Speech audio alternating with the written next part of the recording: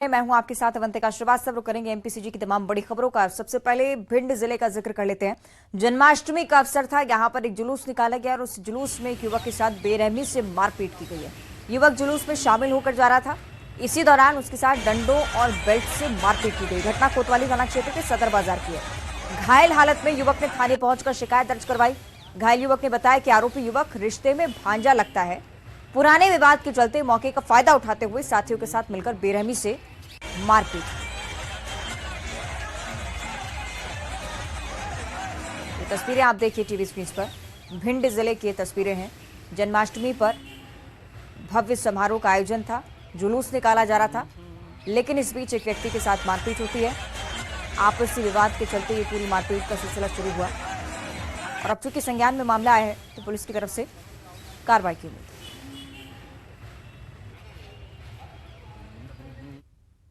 इंदौर की आगे बात करेंगे, जहां चोरों का आतंक लगातार बढ़ता जा रहा है। सूने घर को इस बार निशाना बनाया चोरों ने। एक साथ 6 से ज्यादा मकानों को निशाना बनाया। आभूषण और लैपटॉप के साथ लाखों रुपए की चोरी हुई है। इंदौर में लगातार चोरी की घटनाएं बढ़ती जा रही हैं।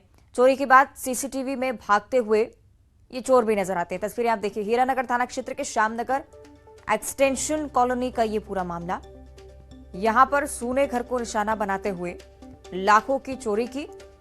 आभूषण, लैपटॉप के साथ साथ अन्य सामान भी चुराकर चोर यहां से फरार हो गए। उसके बाद सीसीटीवी फुटेज के जरिए ये तस्वीरें सामने आई हैं, जो हम आपको लगातार टीवी स्क्रीन पर दिखा रहे हैं। सावधान हो जाने की जरूरत, लेकिन दूसरी तरफ पुलिस कार्रवाई पर भी सवाल खड़े होते हुए।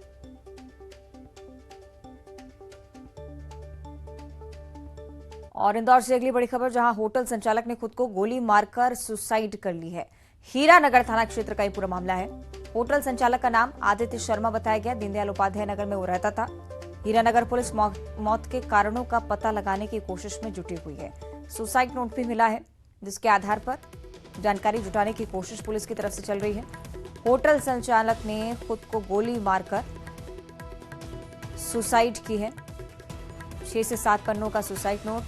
घरों की दीवारों पर, सामानों पर भी कुछ नोट्स लिखे हुए छोड़े हैं। इन्हीं के आधार पर और साथ ही साथ परिजनों से पूछताछ के जरिए ये कोशिश की जा रही है इस घटना के पीछे का कारण पता चल सके।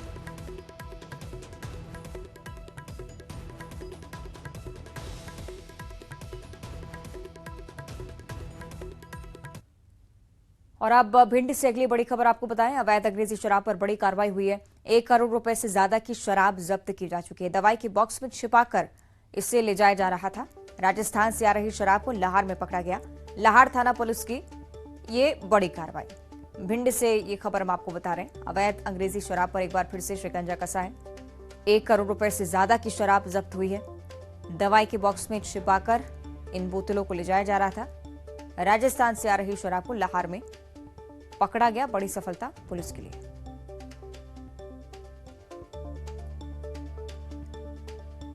और अब बात करेंगे मुख्यमंत्री शिवराज सिंह चौहान के आज के कार्यक्रमों को लेकर। सीहोर को आज एक बड़ी सौगात देने वाले हैं मुख्यमंत्री। पाचौर और निमोटा में कार्यक्रम है। इन कार्यक्रमों में शामिल होंगे मुख्यमंत्री शिवराज सिंह चौहान। 26 करोड़ से ज्यादा के विकास योजनाओं की सौगात देंगे। कई योजनाओं का सीएम भूमि पूजन और लोकार्पण भी यहां पर करने वाले हैं। पाचौर और निमोटा, कुल मिलाकर आप कह सकते हैं सीहोर के लिए आज सौगातों भरा दिन होगा, क्योंकि मुख्यमंत्री जब जब पहुंचते हैं तो विकास कार्यों की सौगात देते आ रहे हैं और ये सिलसिला विधानसभा चुनाव से ठीक पहले लगातार चल भी रहा है। सीहोर में आज 2 मुख्य कार्यक्रम, जिनमें शामिल होंगे मुख्यमंत्री शिवराज। और बीजेपी के लिहाज से भी आज तमाम महत्वपूर्ण कार्यक्रम हैं।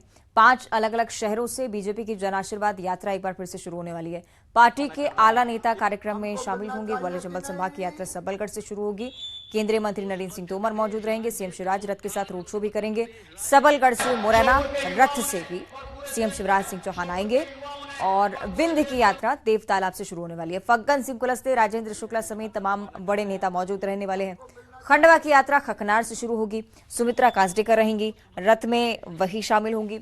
शहपुरा से शुरू होगी जन आशीर्वाद यात्रा एक और। मंदसौर के नया खेड़ा से भी एक और जन आशीर्वाद यात्रा। यानी कि आज का ये सिलसिला भी बीजेपी के लिए व्यस्ततम रहने वाला है। 5 अलग अलग जगहों से 5 अलग अलग यात्राएं और अलग अलग नेता शिरकत करते हुए। और अब रायपुर से अगली बड़ी खबर। आज कांग्रेस की एक महत्वपूर्ण बैठक होने वाली है। कांग्रेस स्क्रीनिंग कमेटी की बैठक होगी। अजय माकन समेत तमाम दिग्गज इसमें शामिल रहेंगे। उम्मीदवारों के नाम पर आज माना जा रहा है कि अंतिम मुहर लग सकती है। ये अपने आप में एक बड़ी जानकारी। कांग्रेस की तरफ से कब तक उम्मीदवारों का ऐलान होता है, इस पर अभी भी किसी नेता की तरफ से कोई बयान सामने नहीं आया था। हालांकि ये जरूर संकेत थे कि जल्द से जल्द नामों पर अंतिम मुहर लगाकर इस लिस्ट को भी जारी करेंगे। तो आज का ये दिन स्क्रीनिंग कमेटी की बैठक और उसके बाद ही माना जा रहा है कि कांग्रेस की तरफ से अंतिम मुहर लग चुके नामों का ऐलान हो सकता है।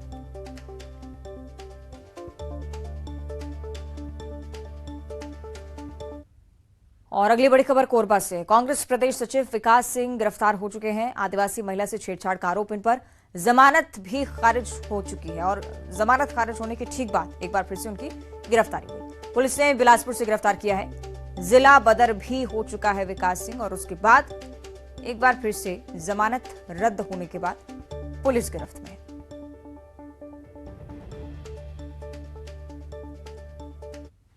और अगली खबर दुर्ग से। यहां बच्चों के मामूली विवाद ने एक बड़ा रूप ले लिया और इस विवाद में एक महिला की जान तक चली गई। बच्चों के विवाद में एक महिला की लाठी डंडों से पीटकर हत्या कर दी गई। बच्चों के विवाद में महिला की हत्या से इलाके में सनसनी भी फैली हुई है। भिलाई 3 थाना क्षेत्र जहां ये घटना घटी है। पुलिस ने महिला की हत्या के आरोप में 3 आरोपियों को गिरफ्तार किया है। पूछताछ उनसे की जा रही है।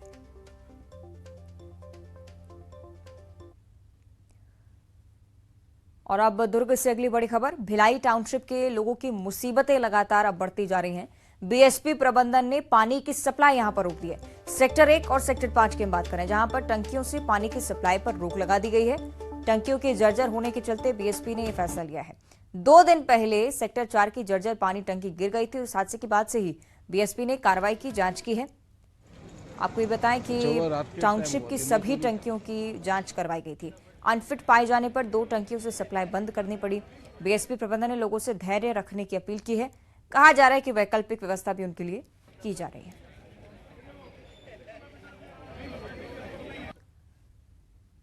कोंडागांव की बात करेंगे, जहां की फरस गांव की डिंपल कोर्राम ने सीजीपीएससी परीक्षा को पास कर लिया है। उनका चयन महिला बाल विकास विभाग में हुआ है। जिस विभाग में डिंपल की मां पर्यवेक्षक के पद पर तैनात है, उसी विभाग की अधिकारी उनकी बेटी बन गई हैं। डिंपल कोर्राम के पिता की नक्सलियों ने हत्या कर दी थी। पिता ने बेटी के आईएएस अधिकारी बनने का सपना देखा था। लाल आतंक के क्रूर हाथों ने बचपन में ही डिंपल के सिर से पिता का साया छीन लिया।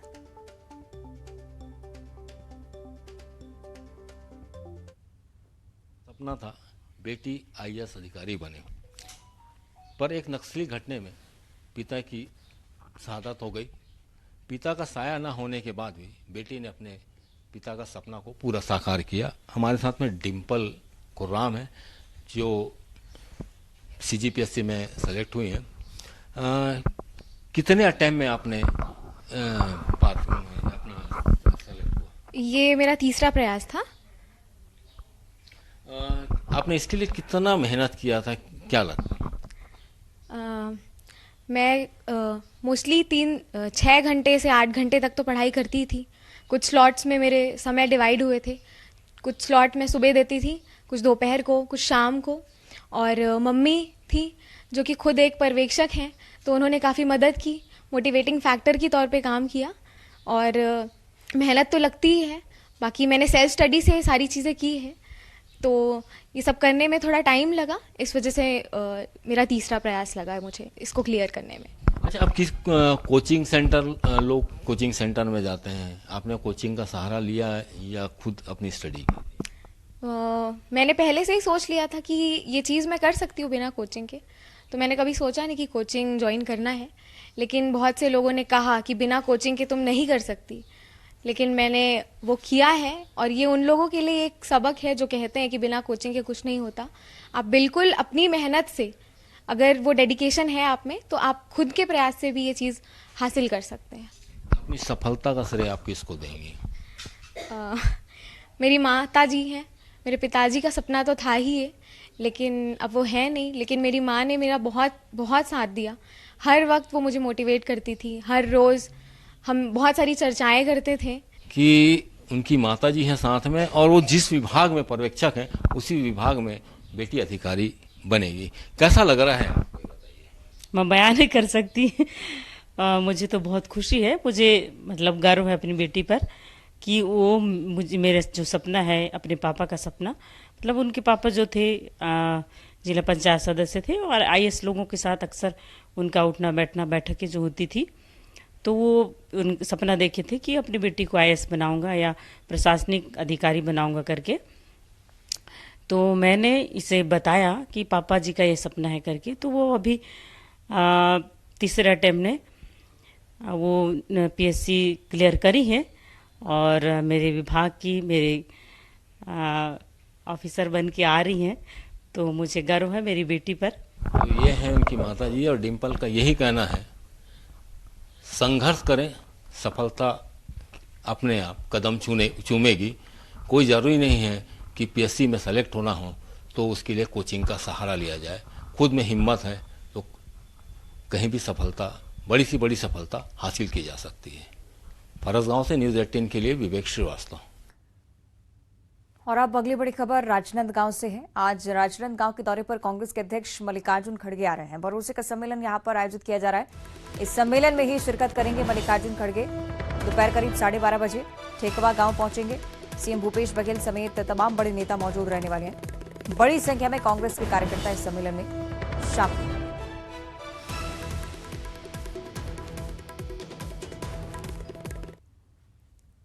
राजधानी भोपाल की चर्चा करेंगे। सीएम हाउस में भगवान श्री कृष्ण के जन्म का उत्सव मनाया गया। सीएम शिवराज ने भजन गाकर समा बांध दिया।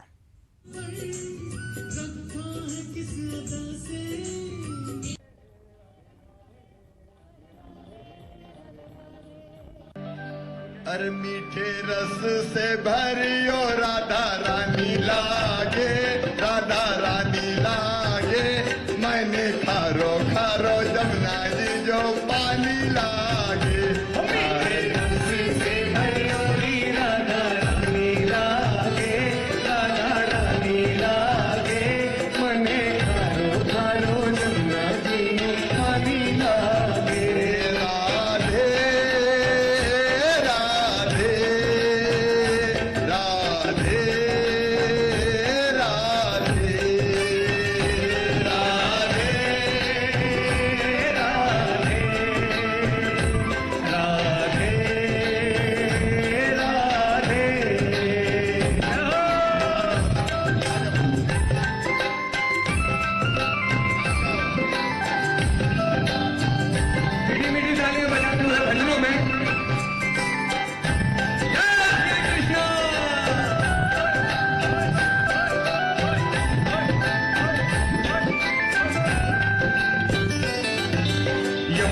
मैया गारी गारी राधा गोरी गोरी, यमुना मैया गारी गारी राधा गोरी गोरी। वृंदावन में धूम मचाने बरसाने की छोरी, वृंदावन में धूम मचावे बरसाने की छोरी। ब्रिज धाम राधा जी की,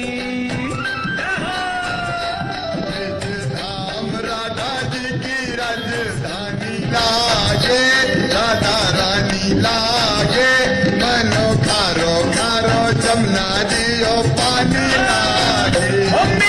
रस से भरियोरी राधा रानी लागे, गुलदानी लागे, मने खारो खारो जमुना जी पानी लागे। राधे राधे राधे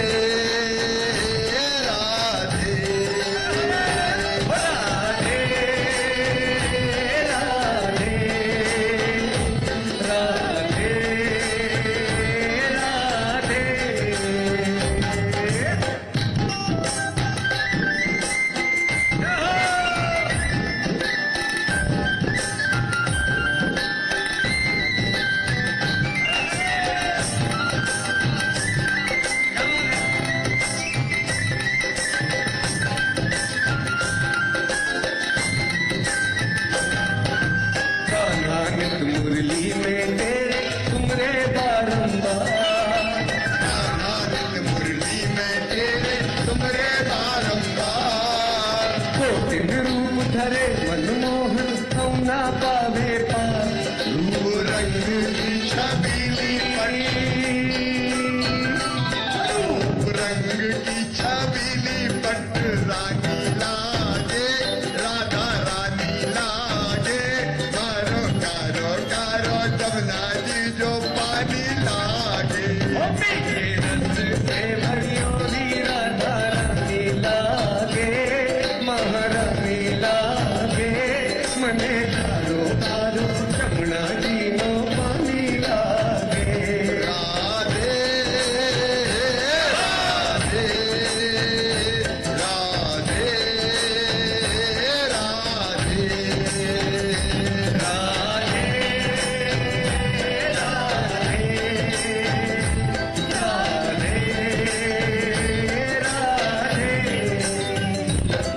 इस क्षणभंगुर और नाशवान संसार में अगर सार कोई है तो वो परमात्मा है, भगवान है, कन्हैया है। वो भगवान हम सब पर, प्रदेशवासियों पर, देशवासियों पर कृपा और आनंद की वर्षा करे। एक हफ्ते से मैं बहुत परेशान था क्योंकि बारिश नहीं होने के कारण फसलें खराब हो रही थी, किसान संकट में था, बिजली की अभूतपूर्व डिमांड बढ़ी थी। लेकिन भोले बाबा की कृपा हुई, जब प्रदेश में बारिश हुई है। मैं कन्हैया के चरणों में भी यही प्रार्थना करता हूं, मेरे प्रभु मेरी जनता को सुखी रखना, निरोग रखना, सबका मंगल हो, सबका कल्याण हो, सब आगे बढ़े और मेरे जीवन का मिशन बहन और बेटी की जिंदगी से संपूर्ण दुख दूर करके उनको बराबरी के स्थान पर लेके आए। और श्री कृष्ण जन्माष्टमी पर खंडवा में भी अद्भुत नजारा देखने को मिला।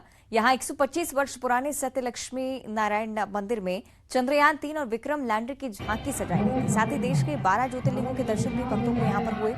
अध्यात्म और विज्ञान की जुगलबंदी देख भक्त भी रोमांचित हुए। जन्माष्टमी पर मंदिर पहुंचे भक्तों ने इस प्रयास को अध्यात्म और विज्ञान का अनुपम उदाहरण बताया। भक्तों ने कहा कि जीवन में अध्यात्म का महत्व तो है ही, वहीं विज्ञान की भी आवश्यकता है। यहाँ जो झांकी सजाई गई उससे बच्चों को भी अध्यात्म और विज्ञान दोनों की जानकारी मिली। हर वर्ष आता हूँ मैं, इस बार भी आया हूँ, बच्चों को लेके आया हूँ। पता चला मुझे कि यहाँ चंद्रयान 3 जो हमारा देश का भी गौरव हमारे वैज्ञानिकों ने हमको दिलाया और अध्यात्म के साथ, त्योहार के साथ उसको भी यहाँ हम खुशियाँ मना रहे हैं साथ में उसके। ये बहुत अच्छा है। बच्चों को विज्ञान और अध्यात्म दोनों की समझ होनी चाहिए और दोनों को साथ में लेकर आगे बढ़ना चाहिए। उसके साथ ही यहाँ 12 ज्योतिर्लिंग की झांकी भी सजाई गई है। वही बच्चों को मैं बता रहा था 12 ज्योतिर्लिंग भगवान के बारे में और कहाँ कहाँ कौन कौन से भगवान की कहाँ कहाँ पूजा होती है, कहाँ कहाँ स्थित है। ये अच्छी बात है। दोनों अध्यात्म और विज्ञान को साथ में लेके चलना चाहिए और मैं हर वर्ष यहाँ आया हूँ, इस वर्ष भी आया हूँ।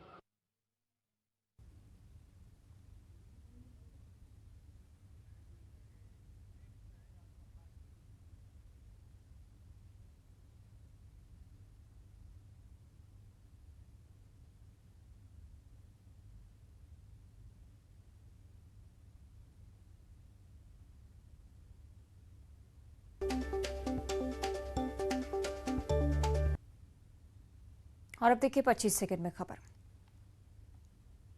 पीएम मोदी इंडोनेशिया के दौरे से वापस लौटे दिल्ली। जकार्ता में एशियान समिट में हुए शामिल, शिखर सम्मेलन को भी किया संबोधित।